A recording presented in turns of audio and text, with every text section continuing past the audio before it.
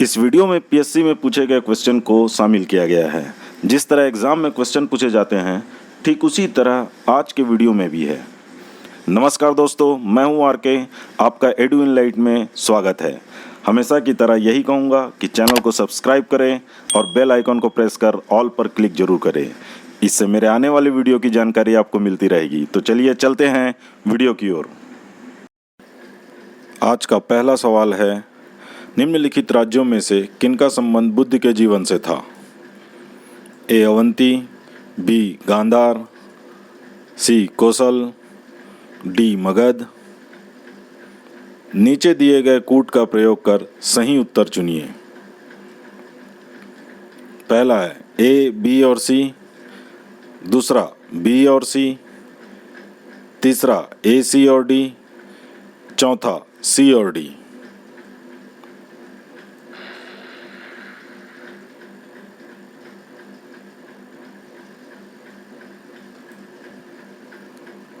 समय समाप्त हुआ।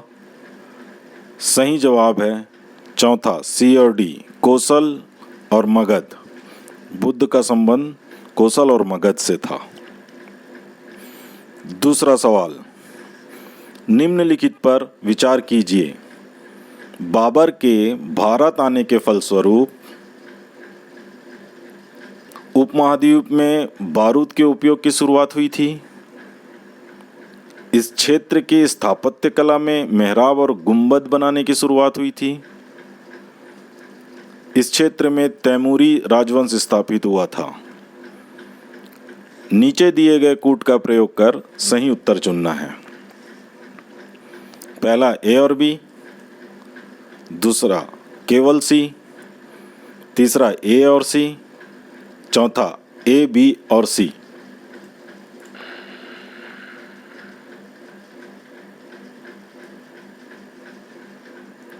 समय समाप्त। सही जवाब है दूसरा केवल सी। बाबर के भारत में आने के फलस्वरूप इस क्षेत्र में तैमूरी राजवंश स्थापित हुआ था। तीसरा सवाल, निम्नलिखित युग्मों पर विचार कीजिए। जोड़ी बनाना है मध्यकालीन भारतीय राज्य वर्तमान क्षेत्र के साथ। ए चंपक मध्य भारत, बी दुर्गर जम्मू, सी कुलुत वर्तमान क्षेत्र मालाबार। ऊपर दिए गए युग्मों में से कौन सा सही सुमेलित है? सही जोड़ी बनाइए। पहला ए और बी सही है, दूसरा केवल बी, तीसरा ए और सी सही है, या चौथा केवल सी सही है।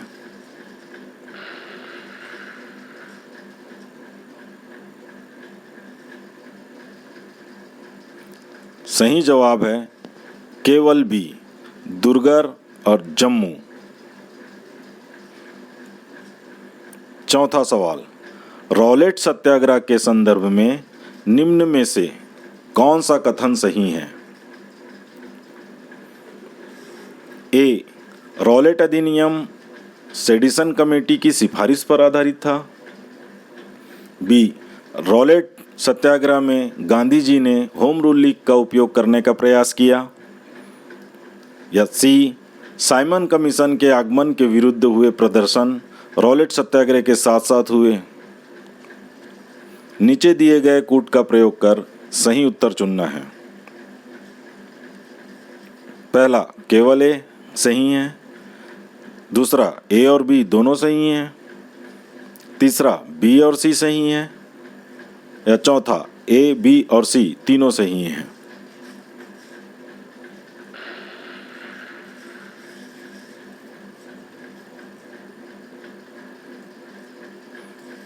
सही जवाब है केवल ए, रॉलेट अधिनियम सेडिसन कमेटी की सिफारिश पर आधारित था।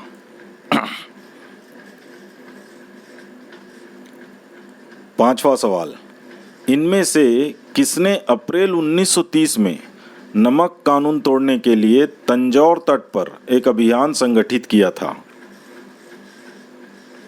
पहला V.O. Chidambaram Pillai, B. C. Rajagopalachari, C. K. Kamaraj, D. Annie Besant.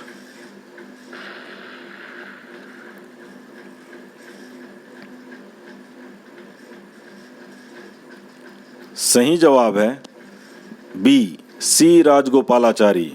इन्होंने तंजौर तट पर एक अभियान संगठित किया था 1930 में, अप्रैल 1930 में नमक कानून तोड़ने के लिए। ठीक है, अब चलेंगे 6वें क्वेश्चन की ओर। निम्नलिखित कथनों पर विचार कीजिए। ये भी कूट पर आधारित है। ए. भारतीय राष्ट्रीय कांग्रेस की प्रथम महिला अध्यक्ष सरोजिनी नायडू थी। बी.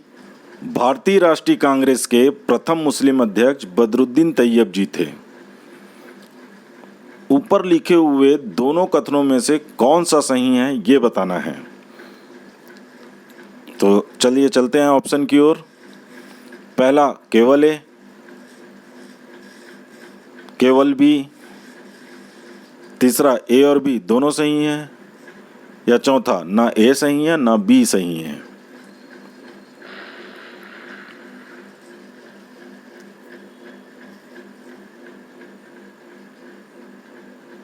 सही जवाब है केवल बी। भारतीय राष्ट्रीय कांग्रेस के प्रथम मुस्लिम अध्यक्ष बदरुद्दीन तैयब जी थे। नोट कर लीजिएगा, भारतीय राष्ट्रीय कांग्रेस के प्रथम मुस्लिम अध्यक्ष बोला है, प्रथम अध्यक्ष नहीं, प्रथम मुस्लिम अध्यक्ष बदरुद्दीन तैयब जी थे। ठीक है, अब चलेंगे 7वें क्वेश्चन की ओर। भारत सरकार अधिनियम 1919 में निम्नलिखित में से किसको स्पष्ट रूप से परिभाषित किया है।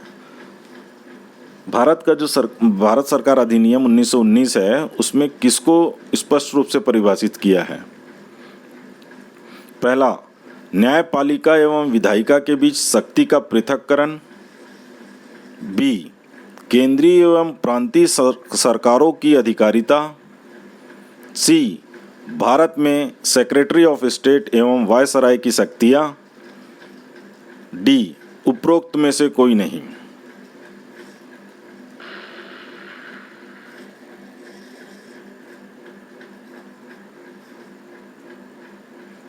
सही जवाब है बी। भारत सरकार अधिनियम 1919 में केंद्रीय एवं प्रांतीय सरकारों की अधिकारिता को स्पष्ट रूप से परिभाषित किया गया है। केंद्रीय एवं प्रांतीय सरकारों की अधिकारिता। ठीक, अब 8वें क्वेश्चन की ओर चलते हैं। निम्नलिखित में से किस आंदोलन के कारण भारतीय राष्ट्रीय कांग्रेस का विभाजन हुआ, जिसके परिणाम स्वरूप नरम दल एवं गरम दल का उद्भव हुआ। क्या ऐसा हुआ था जिसके कारण कांग्रेस का विभाजन हुआ और नरम दल और गरम दल के रूप में नए दो संगठन तैयार हुए। ए, स्वदेशी आंदोलन। बी, असहयोग आंदोलन। सी, भारत छोड़ो आंदोलन। डी, सविनय अवज्ञा आंदोलन।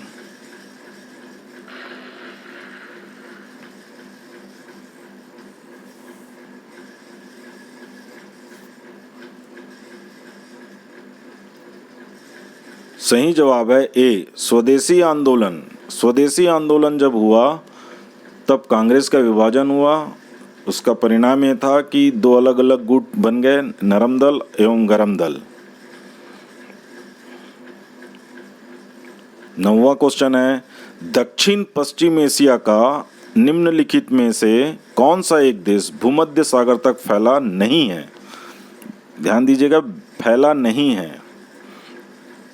Syria, Jordan, Lebanon, Israel.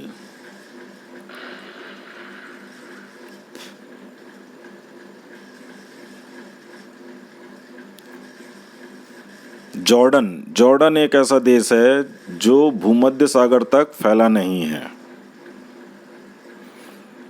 10वां सवाल, भारत में इस्पात उत्पादन, स्टील प्रोडक्शन, इस्पात उत्पादन उद्योग को निम्नलिखित में से किसके आयात की अपेक्षा होती है। ए, सोरा, बी सेल फॉस्फेट यानी रॉक फॉस्फेट, सी कोककारी कोयला, कुकिंग कोयला, या उपरोक्त सभी।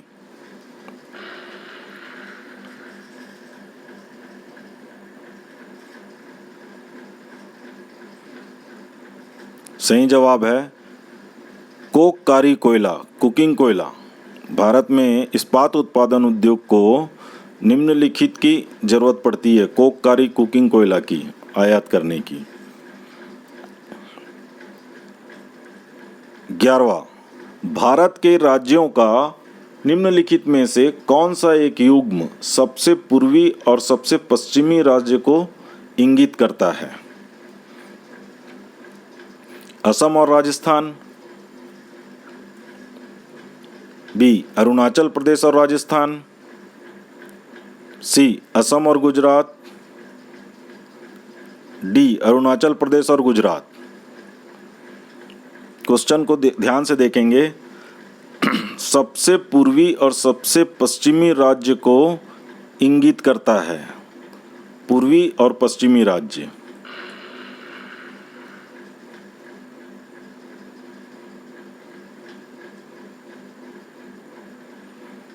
सही जवाब है डी अरुणाचल प्रदेश और गुजरात। अरुणाचल प्रदेश जो है पूर्वी हिस्सा है और गुजरात जो है पश्चिमी हिस्सा है भारत का। 12वां सवाल, गोल्डी लॉक्स जोन शब्द निम्नलिखित में से किसके संदर्भ में अक्सर समाचारों में देखा जाता है? ए भूपृष्ठ के ऊपर वासयोग मंडल की सीमाएं, बी पृथ्वी के अंदर का वह क्षेत्र जिसमें सैल गैस उपलब्ध है, सी बाह्य अंतरिक्ष में पृथ्वी जैसे ग्रहों की खोज, या डी मूल्यवान धातुओं से युक्त उल्कापिंडों की खोज।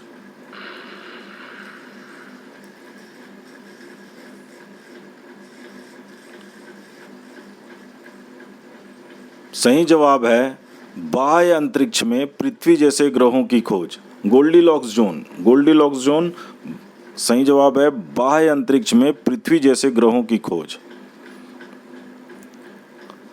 सवाल नंबर 13 है, निम्न नेशनल पार्कों में से किस एक की जलवायु उष्णकटिबंधीय से उपोष्ण, शीतोष्ण और आर्कटिक तक परिवर्तित है?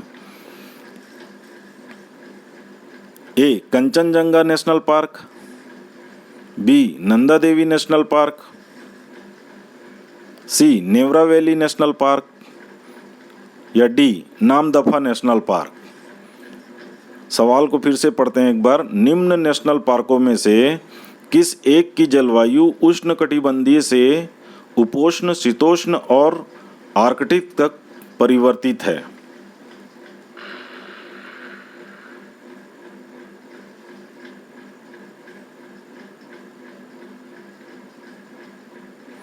सही जवाब है डी नामदफा नेशनल पार्क। 14 सवाल, जब संसद के दोनों सदनों की संयुक्त बैठक में कोई विधेयक निर्दिष्ट किया जाता है तो इसे किसके द्वारा पारित किया जाना होता है? ए उपस्थित तथा मत देने वाले सदस्यों का साधारण बहुमत, बी उपस्थित तथा मत देने वाले सदस्यों का 3/4 बहुमत, सी सदनों का 2/3 बहुमत, या डी सदनों का पूर्ण बहुमत।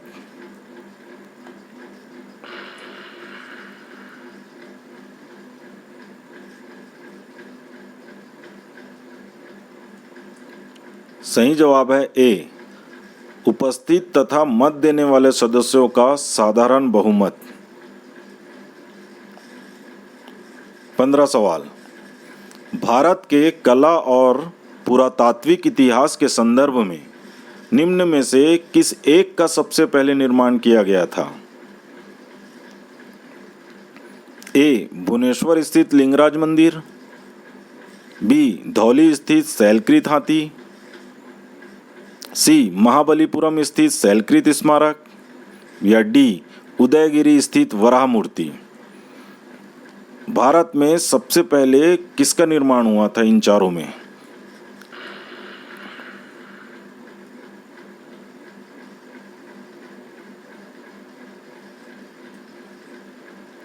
सही जवाब है बी, धौली स्थित शैलकृत हाथी। 16वां सवाल, गन्ने की उचित एवं लाभप्रद कीमत FRP को निम्न में से कौन अनुमोदित करता है?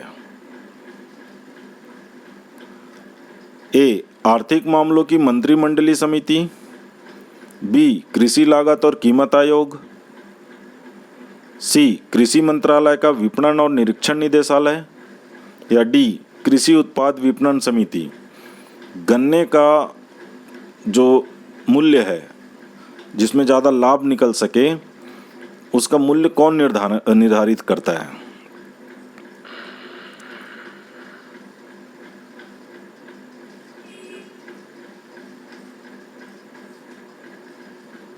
तो सही जवाब है ए, आर्थिक मामलों की मंत्रिमंडलीय समिति। 17 सवाल, भारत के संविधान में कल्याणकारी राज्य का आदर्श किसमें प्रतिस्थापित है? भारत के संविधान से संबंधित क्वेश्चन है। ए, उद्देशिका, बी, राज्य के नीति निर्देशक तत्व, सी, मूल अधिकार, या डी, 7वीं अनुसूची।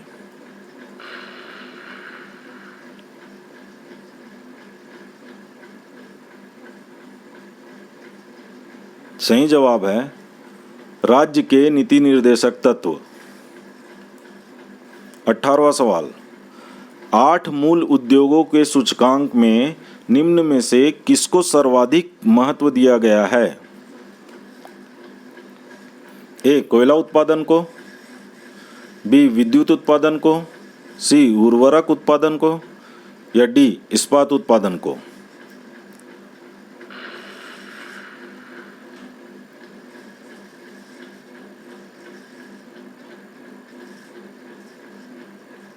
सही जवाब है बी, विद्युत उत्पादन। 19वां सवाल, अंतर्राष्ट्रीय नकदी की समस्या निम्न में से किसकी अनुपलब्धता से संबंधित है? ए, वस्तुएं और सेवाएं, बी, सोना और चांदी, सी, डॉलर और अन्य दुर्लभ मुद्राएं, या डी, निर्यात योग्य सरप्लस।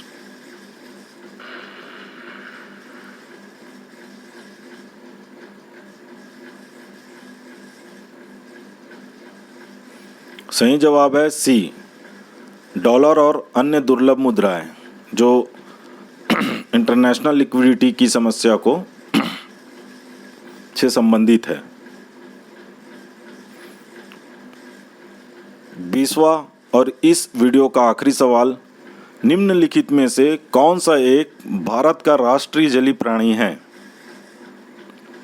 ए, खारे पानी का मगर, बी, ऑलिव रिडले टर्टल, सी, गंगा का डॉल्फिन, या डी, घड़ियाल।